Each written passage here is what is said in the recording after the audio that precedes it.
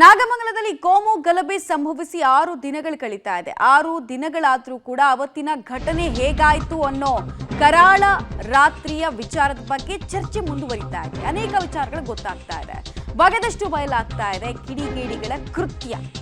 ಮತಾಂಧತೆಯ ಅಫೀಮು ಹೆಂಗ್ ಕೆಲಸ ಮಾಡಿತ್ತು ಅನ್ನೋದಕ್ಕೆ ಇದು ಎಕ್ಸಾಂಪಲ್ ನೋಡಿ. ಅಂಗಡಿಗೆ ಪೆಟ್ರೋಲ್ ಬಾಂಬ್ ಎಸೆಯುವಂತಹ ದೃಶ್ಯ ಕೂಡ ಸರಿಯಾಗಿದೆ. ಅಂಗಡಿಗೆ ಪೆಟ್ರೋಲ್ ಅನ್ನ ಸುರಿದು ಬೆಂಕಿ ಹಚ್ಚೋ ಕೆಲಸವನ್ನ ದುಷ್ಕರ್ಮಿಗಳು ಅಲ್ಲಿ ಮಾಡ್ತಾರೆ.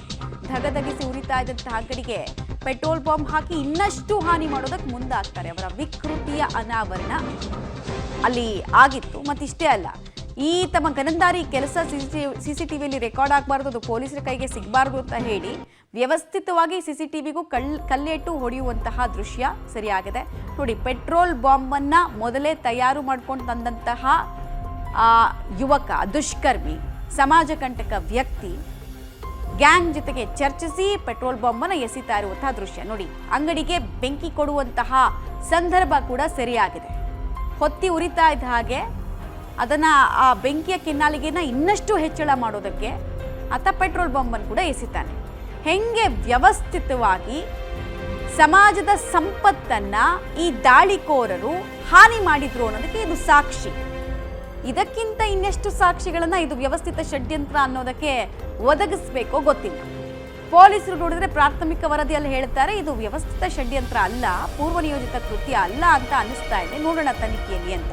ಆದರೆ ಪೂರ್ವನಿಯೋಜಿತ ಕೃತ್ಯ ಅನ್ನೋದಕ್ಕೆ ಸಾಂದರ್ಭಿಕ ಸಾಕ್ಷಿಗಳು ಒಂದೊಂದಾಗಿ ಸಿಗ್ತಾ ಇದೆ. ಶಟರ್ ಹಾಕಿರುವಂತಹ ಅಂಗಡಿಗೆ ಬೀಗ ಮುರಿದು ಮೊದಲು ಬೆಂಕಿ ಹಚ್ಚೋ ಕೆಲಸ, ಆಮೇಲೆ ಹೊತ್ತಿ ಉರಿತಾ ಇರುವಂತಹ ಅಂಗಡಿಯಲ್ಲಿ ಇನ್ನಷ್ಟು ಹಾನಿ ಮಾಡಬೇಕು ಅಂತ ಕೊಳಕು ಮನಸ್ಥಿತಿ. ಈಗ ನೀವು ನೋಡ್ತಾ ಇರುವಂತಹ ದೃಶ್ಯ ಇದೆಯಲ್ಲ, ತಾನು ಮಾಡಿರೋ ಗನಂದಾರಿ ಕೆಲಸ ಎಲ್ಲ ರೆಕಾರ್ಡ್ ಆಗ್ತಾ ಇದೆ, ಮುಂದೆ ನಾವು ಸಿಕ್ಕಿ ಬೀಳಬಾರ್ದು ಅಂತ ದುರುದ್ದೇಶದಿಂದ ಅಲ್ಲೇ ಇದ್ದಂತಹ ಸಿಸಿಟಿವಿಗೆ ಕಲ್ಲೇಟನ್ನು ಹೊಡಿತಾರೆ. ಸೊ ಈ ಸಿಂಡಿಕೇಟ್ ಹೆಂಗೆ ಕೆಲಸ ಮಾಡಿದೆ? ಕಲ್ಲೇಟನ್ನು ಎಲ್ಲೆಲ್ಲಿ ಸಿಸಿಟಿವಿ ಇದೆ ಅಂತ ಗುರುತು ಮಾಡಿಕೊಂಡು ಹಾನಿ ಮಾಡೋದು, ಮತ್ತು ಯಾವ್ಯಾವ ಅಂಗಡಿಗೆ ಬೆಂಕಿ ಹಚ್ಚಬೇಕು ಅಂತ ಹೇಳ್ಬಿಟ್ಟು ಬರೋದು. ಇನ್ನೆಷ್ಟು ಸಾಕ್ಷಿಗಳನ್ನು ಕೊಡಬೇಕು? ಇದು ಪೂರ್ವ ನಿಯೋಜಿತ ಕೃತ್ಯ ಅನ್ನೋದಕ್ಕೆ. ಅದೇ ರೀತಿ ಈಗ ಸದ್ಯಕ್ಕಂತೂ ಪುಷ್ಟಿ ಸಿಗ್ತಾ ಇದೆ. ಈ ಎಲ್ಲ ವಿಚಾರಗಳನ್ನು ನೋಡ್ತಾ ಇದೆ. ದುಷ್ಕರ್ಮಿಗಳ ಕೃತ್ಯ ಸರಿಯಾಗಿದೆ. ಮತ್ತು ಈ ಅಂಗಡಿಗೆ ಬೆಂಕಿ ಹಚ್ಚಬೇಕಾದ್ರೆ ಅಲ್ಲೇ ಪೊಲೀಸರು ಕೂಡ ಇದ್ರು. ಆದರೆ ಧೈರ್ಯವನ್ನು ತೋರಿಸ್ಲಿಲ್ಲ. ಅವರು ಮುಂದಕ್ಕೆ ಬಂದು ಈ ದುಷ್ಕರ್ಮಿಗಳಿಗೆ 4 ಬಾರಿಸಿದ್ದಿದ್ರೆ ಸರಿ ಆಗ್ತಾ ಇತ್ತು. ಆದರೆ ಆ ಧೈರ್ಯವನ್ನು ತೋರಿಸ್ಲಿಲ್ಲ.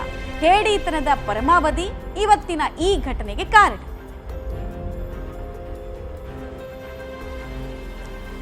ಡೀಟೇಲ್ಸ್ ಕೊಡ್ತಾರೆ ವಿನಯ್. ಈ ಪೂರ್ವ ನಿಯೋಜಿತ ಕೃತ್ಯ ಅನ್ನೋದಕ್ಕೆ ಮತ್ತೊಂದು ಸಾಕ್ಷಿ ಈ ಮೂಲಕ ಸಿಕ್ಕಂತಾಗ್ತಾ ಇದೆ.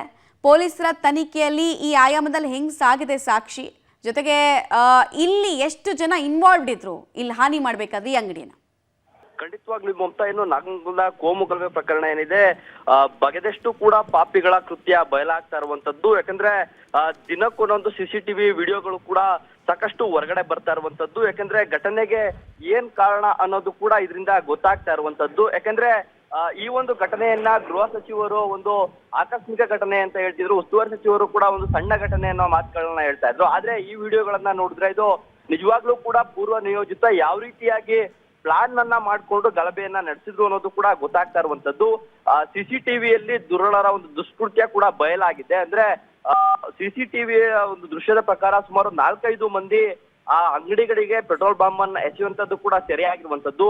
ಆ ಅಂಗಡಿಗಳ ಡೋರ್ ಅನ್ನ ಮೀಟಿ ಪೆಟ್ರೋಲ್ ಬಾಂಬ್ ಅನ್ನ ಎಸೆತಾರೆ. ಅದಾದ ಬಳಿಕ ಅದಕ್ಕೆ ಪೆಟ್ರೋಲ್ ಅನ್ನ ಕೂಡ ಹಾಕಿ ಸಂಪೂರ್ಣವಾಗಿ ಅಂಗಡಿಗಳನ್ನ ಒತ್ತಿ ಉರಿಸುವಂತ ಒಂದು ಕೆಲಸಕ್ಕೂ ಕೂಡ ಮುಂದಾಗ್ತಾರೆ. ಅದೆಲ್ಲವೂ ಕೂಡ ಸಿಸಿಟಿವಿಯಲ್ಲಿ ಬಯಲಾಗಿದೆ. ಜೊತೆಗೆ ಅದೇ ರಸ್ತೆಯಲ್ಲಿ ಕೆಲ ಪೊಲೀಸರು ಕೂಡ ನಡ್ಕೊಂಡು ಬರ್ತಾ ಇರ್ತಾರೆ. ಈ ದೃಶ್ಯಾವಳಿಗಳು ಕೂಡ ಸಿಸಿಟಿವಿಯಲ್ಲಿ ಸೆರೆಯಾಗಿರುವಂತದ್ದು. ಹಾಗಾಗಿ ಪೊಲೀಸರು ಈ ಘಟನೆ ಕಣ್ಮುಂದೆ ನಡೀತಿದ್ರು ಕೂಡ ಅಸಹಾಯಕತೆಯನ್ನ ತೋರಿಸ್ತಾ ಇರುವಂತದ್ದು ಕೂಡ ಇದರಿಂದ ಸ್ಪಷ್ಟವಾಗಿ ಗೊತ್ತಾಗ್ತಾ ಇರುವಂತದ್ದು. ಅಂದ್ರೆ ಅವ್ರೇನೇ ರೀತಿಯಾದಂತ ಗಲಭೆ ಎಬ್ಬಿಸ್ತಾ ಇದ್ರು ಕೂಡ ಪೊಲೀಸರು ಏನೂ ಮಾಡದಂತ ಒಂದು ಪರಿಸ್ಥಿತಿಯಲ್ಲಿ ಇದ್ದಂಥದ್ದು ಕೂಡ ಇದೀಗ ಸಿಸಿಟಿವಿಯಿಂದ ಗೊತ್ತಾಗ್ತಾ ಇರುವಂತದ್ದು ಮಮತಾ.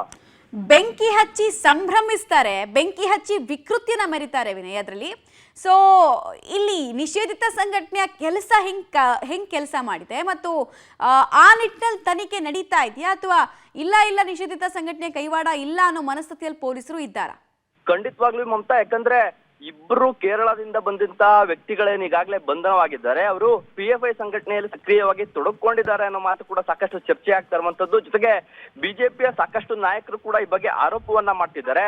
ನಿನ್ನೆ ಬಂದಿದ್ದಂತ ಏನು ನಿವೃತ್ತ IPS ಅಧಿಕಾರಿ ಭಾಸ್ಕರ್ ರಾವ್ ಕೂಡ ಅದೇ ಮಾತನ್ನ ಹೇಳ್ತಾರೆ. ಯಾಕೆಂದ್ರೆ ಇದು ದೊಡ್ಡ ಕೃತ್ಯ. ಯಾಕಂದ್ರೆ PFI ಸಂಘಟನೆ ಇದ್ರಲ್ಲಿ ಭಾಗಿಯಾಗಿದೆ ಅಂತಂದ್ರೆ ಇದು ಭಯೋತ್ಪಾದನಾ ಕೃತ್ಯಕ್ಕೆ ಸಮ ಆಗುತ್ತೆ. ಹಾಗಾಗಿ ಇದ್ರ ಬಗ್ಗೆ NIA ತನಿಖೆಯನ್ನ ಮಾಡ್ಬೇಕು ಅನ್ನೋದು ಕೂಡ ಅವರ ಆಗ್ರಹವಾಗಿರುವಂತದ್ದು. ಆದ್ರೆ ಸರ್ಕಾರ ಇದನ್ನ ಎಷ್ಟು ಗಂಭೀರವಾಗಿ ತೆಗೆದುಕೊಳ್ಳುತ್ತೆ, ಈ ಪ್ರಕರಣವನ್ನ ಅಷ್ಟೊಂದು ಗಂಭೀರವಾಗಿ ತೆಗೆದುಕೊಂಡು ತನಿಖೆ ಮಾಡುತ್ತಾ ಅನ್ನೋದು ಕೂಡ ಕುತೂಹಲ ಮೂಡಿಸ್ತಾ ಇರುವಂತದ್ದು. ಮಮತಾ, ರೈಟ್, ಧನ್ಯವಾದ ವಿನಯ್ ತಮ್ಮೆಲ್ಲ ಮಾಹಿತಿಗಾಗಿ.